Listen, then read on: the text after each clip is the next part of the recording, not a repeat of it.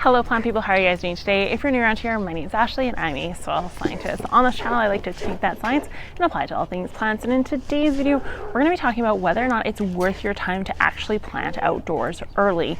So I personally always thought so long as it's not freezing, it should be okay, and there may be benefits to planting outdoors, but the experiment I've been running is kind of changed my mind drastically. So behind me here, I have a low tunnel combined with two tomato vessels, I guess you could call them, that are called wallow water, or also known as cozy coats. So the way that the low tunnel works right now is there's no heater inside, and I'm solely working off of solarization during the day, hopes of heating the ambient air / soil, which will then transfer into heat throughout the night, and it is staying above freezing. Now the other method that I'm using are these cozy coats, which are particularly designed for things like tomatoes or peppers or anything of that nature, and these are working off water. So inside of these tubes, they are filled with water, and the water solarizes during the day, heats up, which is then supposed to provide heat during the nighttime to help keep things warm. Now everything is again staying above zero. However, the results are shocking. I decided to keep some of my tomatoes indoors because I wanted to see if there was a difference. I then proceeded to plant this one first and then this one second. So this guy is 2 weeks ahead of the curve of this guy. And for anyone who's new to this channel, I'm in zone 3. So these guys were planted mid-April, or this guy was planted mid-April. This guy was planted first week of May and has only been outside for about a week. And then this guy has been indoors, and all my indoor tomatoes look very similar to this. I do have some limp leaves here because I'm having issues with my grow light currently. It's just a mess. So I have a little bit of sunburning on some of my leaves, but for the most part, this is what we're looking at. So when it comes to my indoor grown tomatoes, I have my cotyledons here.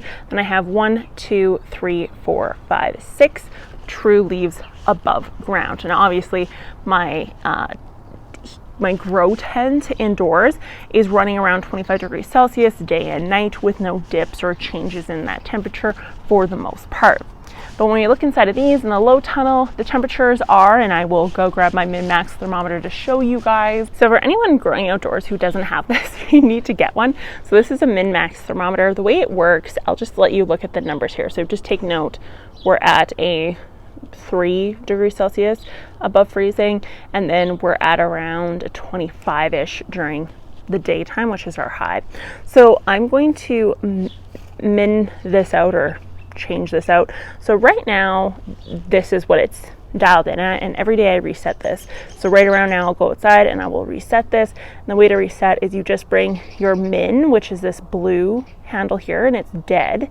It's a dead needle, and we move it over so it's touching the black. And then same with this one up here, the red. Sorry, you need 2 hands to do this, but your red thermometer here also moves, so you would just turn the red in, blue down, and now it's zeroed out. And then as the temperature goes down, it pushes the blue needle this way, and then as the temperature goes up, it pushes the red this way. It gives you a good indication as to what your temperatures are running inside of like these outdoor huts or like your greenhouse or whatever. And the reason why these are better than the Weather Channel is because your microclimate of the low tunnel versus this versus your greenhouse, it's all going to be really different from each other, and the weatherman's not going to be able to tell you that.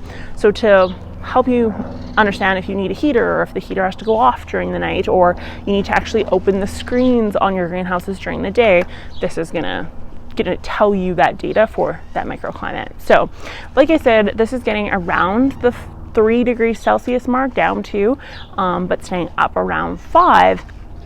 For the most part, for most nights. Last night I guess it got a little colder, but for the most part it's staying around 5 degrees Celsius.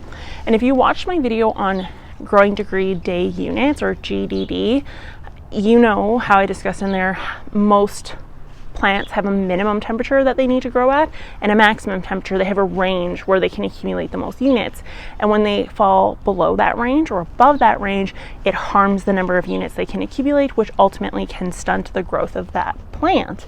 So with the one grown for the first week, I'll show you what he looks like. He was getting really low growing degree day units, because he was struggling with some cooler nights, which were outside of the scope of what a tomato needs. And from the research I've done, it's going to depend on the variety of tomato and a whole bunch of other factors, but for the most part, it's around 10 degrees Celsius ambient temperature where the tomato needs to be at.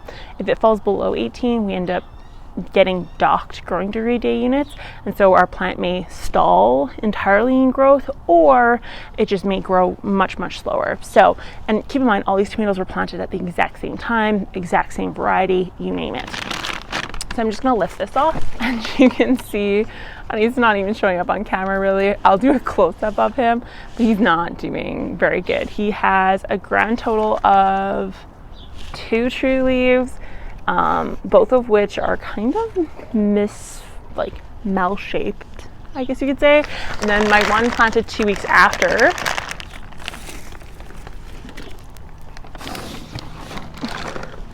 is slightly bigger, so he's at around 1, 2, 3, 4. So he's 4 leaves. He's just behind this guy here, and that's because he's getting temperatures again around the 5-ish degree mark, and then the daytime's getting a little bit warmer. So the question becomes, what's going to happen to these ones that are planted outside early? And the answer to that is, I don't know yet, but I can hypothesize that everyone's likely going to mature at the same time, despite me putting these guys outside early. The reason for that is because of growing degree day units. So these guys, while accumulating some units, aren't accumulating much, and so therefore they look stunted. However, the opposite of that is the ones grown inside, which actually don't work on JDUs yet because they're under artificial light, so they're using more like VPD, different ranges to actually mature with. So I'm assuming everyone's going to mature at the same time. Now, the benefit to a cozy coat or a low tunnel, the one in my low tunnel only has 3 true leaves, and he was planted the same time as the guy in the cozy coat. So maybe this is slightly warmer, this big one behind me, than the cozy coat is at night, but nonetheless, there's not much action there. One thing I did forget to note here with these as well is that you have to keep in mind that my indoor plant hasn't gone through transplant shock yet, and so there may be like an equalization that takes place in that sense as well, whereas these two would have went through some sort of shock or like tapering off of growth just due to the transplant. Now, they were hardened off and everything was done properly. I didn't try to stress them out any more than the next one, but it's just something to keep in mind, is that this guy hasn't, you know, he hasn't gone through any stress yet. So is that maybe the reason for the decreased growth? It could be. It's hard to say, but that is just something to note when we're doing this experiment for the entire year.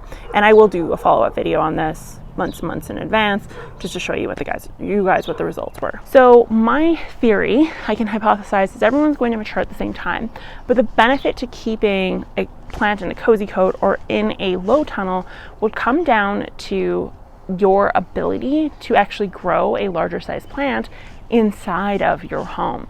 So if you don't have the lighting or you don't have the capacity to grow tomatoes indoors, then investing in cozy coats, because they're cheaper than a lighting setup, or in a low tunnel because again it's cheaper than a lighting setup, is going to be the answer, because you're going to be able to maintain full-size tomatoes without the stress of frost. So it allows you to get things outside early, but it doesn't necessarily mean a quicker return on harvest. So what I'm going to do for the rest of the season is I'm actually going to tag these guys up with my perma stakes, which are just like these metal stakes, and because I have dogs, I'm going to actually physically tie them. They have like a little hole in it. I'm going to tie them to my plant, and I'm going to mark which days everything was planted outdoors, and I'm going to keep track of these 3. I'm going to plant this guy outside right now. He's going outside 3 weeks before my last frost date, and I'm just going to see if anyone matures sooner or quicker, or if everyone matures at the same time. One thing I do want to add, my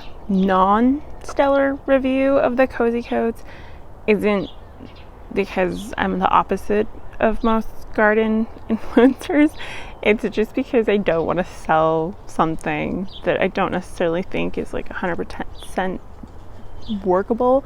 So just keep that in mind. If you don't have grow lights, but you have enough money for $36 for 3, I think it is, or something like that, for the cozy coats, then go with that so you can plant outdoors, because this is going to save you money on lighting.